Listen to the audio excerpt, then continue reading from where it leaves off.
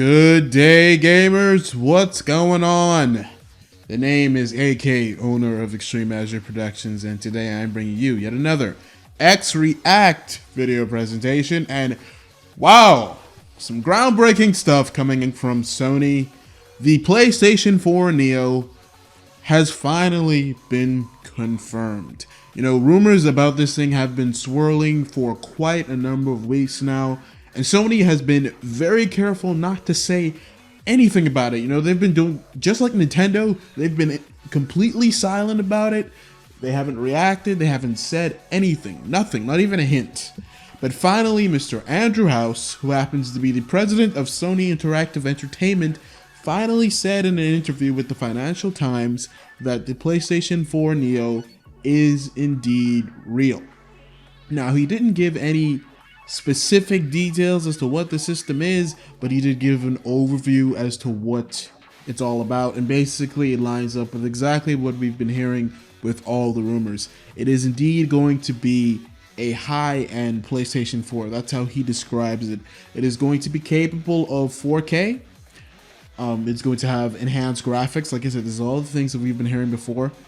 And also what we've been hearing is that the games will be cross-compatible between the two. He has also confirmed that detail that the games will be compatible across both systems, and that Sony expects a large majority or possibly all of the games to be optimized for the new PS4. So we've been getting rumors about how games will now come with the standard PlayStation 4, and there will also be called a Neo version of the game, where it's going to have some enhancements, graphical enhancements, frame rate enhancements, and things of that nature. But what the rumor has been saying is that developers are required to have both games running at a good frame rate, at a good resolution on both platforms. So they can't butcher the original PlayStation 4 version in favor of the Neo version. But Mr. House does say that they do expect developers to optimize their games to take advantage of the extra power in the PlayStation 4 Neo. Now, with all things said, he also added that both systems will be sold alongside each other. So you're going to have the basic PlayStation 4 and you're going to have the premium for the rest of the generation. So I guess it's good news. Like, this technically means that it won't be a mid-generation shift, because he says that they intend to sell it throughout the rest of the generation. So I guess the PlayStation 4 Neo will definitely be a 8th generation platform, similar to how the new 3DS, even though it's more powerful than the original 3DS, the new 3DS is still an 8th generation platform, despite having better capabilities than its predecessor. Technical predecessor. But yeah, it is indeed a very weird situation. I mean, this has never really happened before. I mean, it's not the first time that we've had consoles getting minor upgrades, but not to this extent. Like, this is new. This is new. Like, take for instance, the N64 had the expansion pack, for example, that came with like Donkey Kong Country 64, that gave the system extra RAM, so it was able to produce slightly better visuals and better performance. So we saw little hints of stuff like this before. Okay, and then of course we had the whole add-on phase with Sega, like how there was 32X, and then the Sega CD, which were all add-ons for the Genesis. So we saw little hints of this in the past, but to have a full-scale upgrade to this extent, where you're going to actually have two different versions of the game, that is wow. It's wow. When Nintendo did it with the new 3DS, you know, it's basically the same situation we're having now with the PS4 and the PS4 Neo, but it's a handheld, and I guess they were just able to get away with it. And because you do have some games that do run better on the new 3DS. Like, take for instance, Hyrule Warriors Legends runs pretty good on the new 3DS, but it runs like crap on the original. And then you have titles like Xenoblade Chronicles 3D, which are only for the new 3DS, because the original 3DS does not have enough computing power to actually be able to run it. So it'll be interesting to see exactly how developers are going to tackle this situation on the PlayStation 4 and the PlayStation 4 Neo. Even though Sony is recommending that they don't butcher the original PS4 version, I have to wonder, once developers have access to this new power from the Neo, are they really going to put their best efforts into the original PlayStation 4? And that's where the real problem comes with this whole situation. Now, it really all depends on how well the PS4 Neo sells.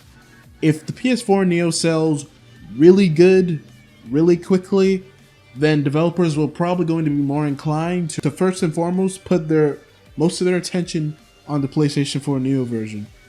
If, like I said, if the system really does sell a lot. But you still have to take into account that there are over 40 million current PS4 owners out there. So how is this whole situation going to turn out? Who knows? Who knows? It really is going to be a big mystery up until the time of this new system launches, because there are over 40 million current PS4 owners out there.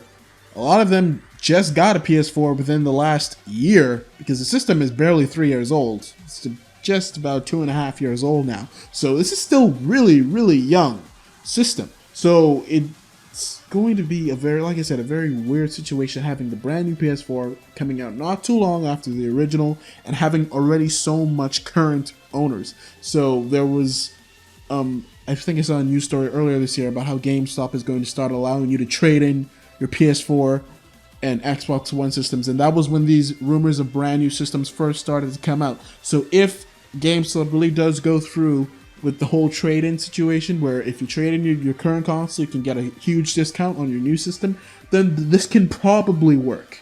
But if there's going to be no real incentive outside of wanting to own the new thing, I'm not really sure how current PS4 owners are going to, handle this when the Neo comes out. And for those who don't own a PS4 already, this is also an interesting situation. Are you going to go for the more expensive model, or are you going to go for the original? Because of course, once this new model comes out, I definitely expect the original PS4 to possibly get a price cut. That would make the most sense. But we'll just see how it turns out. Yeah, I really wonder how this is going to work with developers having to develop for two different versions of the game. What I really wonder is how big the difference is going to be. Because a lot of PS4 games are already 1080p, but we have seen instances where even though the game is 1080p, it's still being limited. Like take for instance Uncharted 4, it is 1080p, but it runs at 30 frames per second, so I guess on the PS4 Neo, it'll be running at 1080p, a full 60 frames, and possibly even look a little better. So we'll just see how it turns out. But like I said in my last PS4 Neo video, my first and most recent one, PS4 games already look very, very good.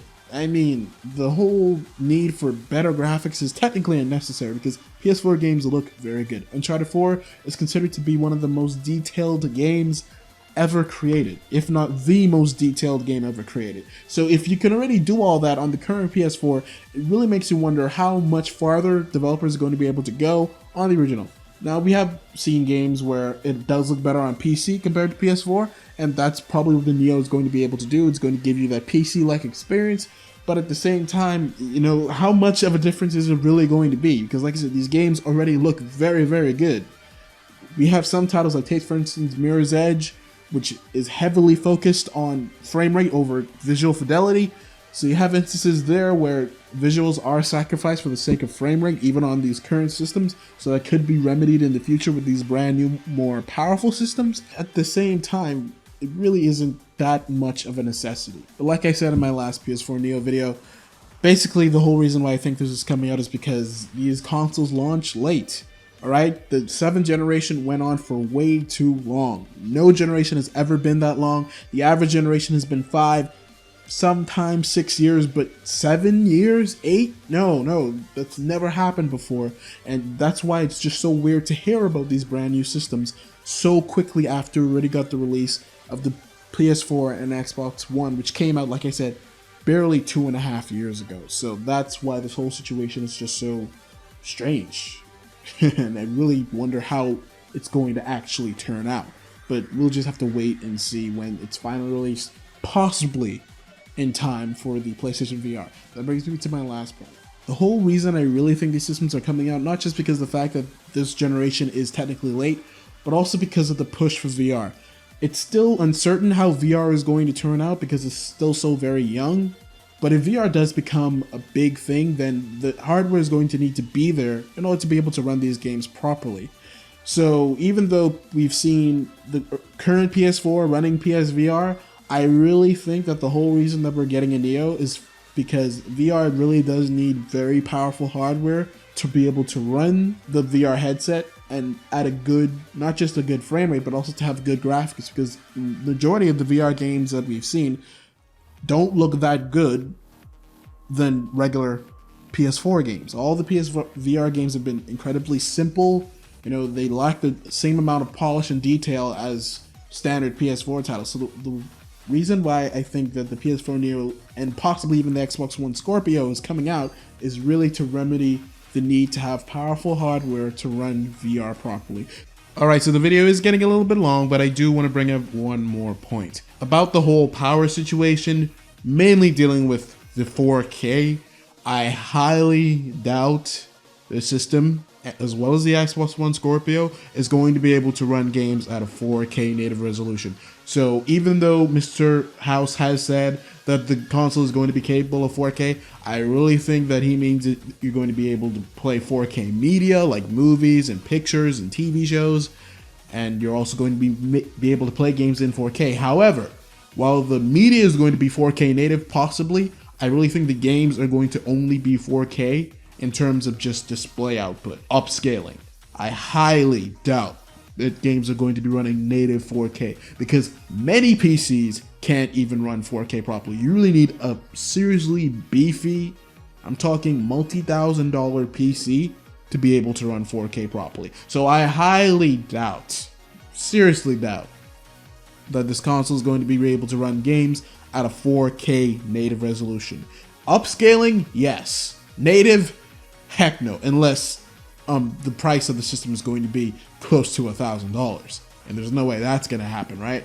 So it should be interesting to see how this whole thing is going to turn out. Speaking about the price especially, I really wonder how much it's going to cost, because if the launch PlayStation 4 was $399, I would be very surprised if the PS4 Neo isn't at least $499 at launch. I mean, you combine that with the PSVR, you're looking at over $700. This is just getting really, really pricey. So I honestly hope that Sony knows what they're doing. This is just looking like a whole lot of money. And console gaming is supposed to be the most affordable way to get into video games. So we'll just see how this thing turns out. Until next time, guys, I thank you for watching the video. Leave your comments down below. Tell me what you think. And if you like this video, go ahead and leave a thumbs up. And hey, click that subscribe button. Until next time, once again, have a good one, and I'll catch you in the next video.